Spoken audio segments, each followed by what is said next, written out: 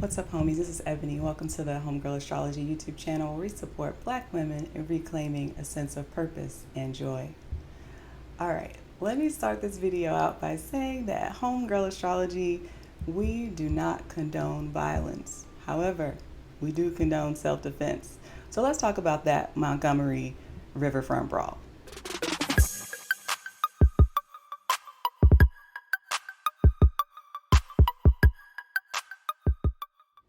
Unless you've been living under a rock for the past week or so, you've likely seen footage from this brawl that took place at the Riverfront in Montgomery, Alabama, where there was a Black man who was working for the city or for the dock who was attacked by a group of white men who wanted to keep their pontoon in place. And, shout out to Aquaman and the rest of the Black Avengers who pulled up to support him. I see y'all rocking your commemorative folding chair jewelry, pins, earrings. I see y'all. I'm going to link to some below. But one of the things that I noticed with this story and others was that there are a lot of boat-related stories and water-related incidents that were occurring over the past few months. Like, yeah, I get it. It's summertime in the northern hemisphere, so there's probably a lot of more people boating out on the water. But it just seemed like there was just a lot of weird stuff happening on boats and in water. We saw that catastrophic event in which the Ocean's Gate submersible going down to see the Titanic imploded, and that was a big news story for a bit.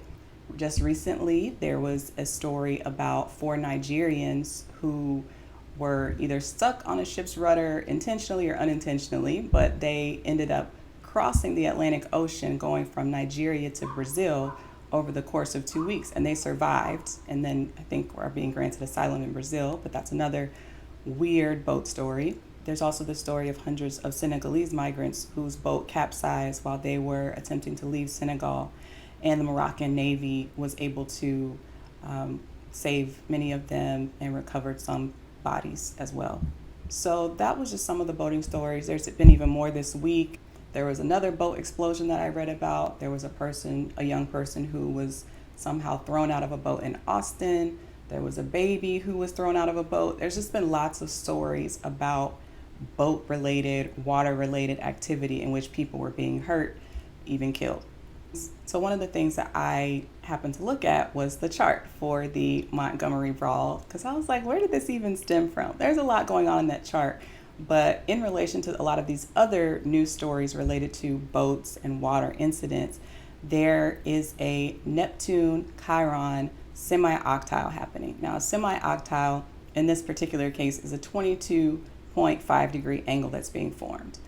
Normally, I don't pay a lot of attention to that angle, but given that Neptune and Chiron are 2 very slow-moving bodies, it's really important to look at the tighter, smaller angles for these 2 planets or bodies. So Neptune Chiron together as a combination can bring all types of foolishness. I mean, Neptune on its own is just a foolish planet. Like, let's just talk about it. It does some cool stuff related to spirituality and film and glamour and beauty and all of that, but there's so much foolishness that just goes down with Neptune, right? It's a planet of deception. We've talked about that many times on the channel. It's a planet of delusion.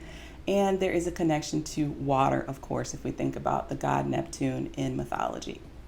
Chiron, as we mentioned on the channel before also, is related to the concept of the wounded healer. So Chiron has a relationship to healers, to treatment, to things that just aren't quite right. Things are a little bit off, things that are hidden away as well, because Chiron was isolated and hidden in his cave in the mythology as well. So when you put Neptune and Chiron together, we get all types of shenanigans. One of the first things that we see with Neptune and Chiron together is challenges regarding treatment, getting access to treatment, challenges related to healing as well. There was a huge tornado that ripped through a town where I have family in Rocky Mount, North Carolina, and the Pfizer plant there was destroyed. And some medications that are commonly used in hospitals around the country, at least probably the world, were destroyed. So people are having lots of trouble getting access to these specific medications. So that's a challenge to healing, challenge to treatment that's coming through. Water mishaps, boating mishaps, whether that be in the bathtub or actual ships out on the water, there's going to be problems. So I mentioned several already at the start of this video. Another thing is that with Chiron Neptune, sometimes people's personal details can be misrepresented or lost or obscured. We also want to talk about our girl Carlee Russell real quick, because that was a whole obscurement of someone's personal life and personal details and misrepresentation of what was going on. So that is an interesting story to bring to the forefront as well, because it also has happened during this time period of this octile. And I neglected to mention earlier that this octile started around June. I think it's going to wrap up sometime in August or September. So we'll likely continue to see these stories during this time. Related to personal details being obscured, we also see communication that is misleading with Neptune Chiron.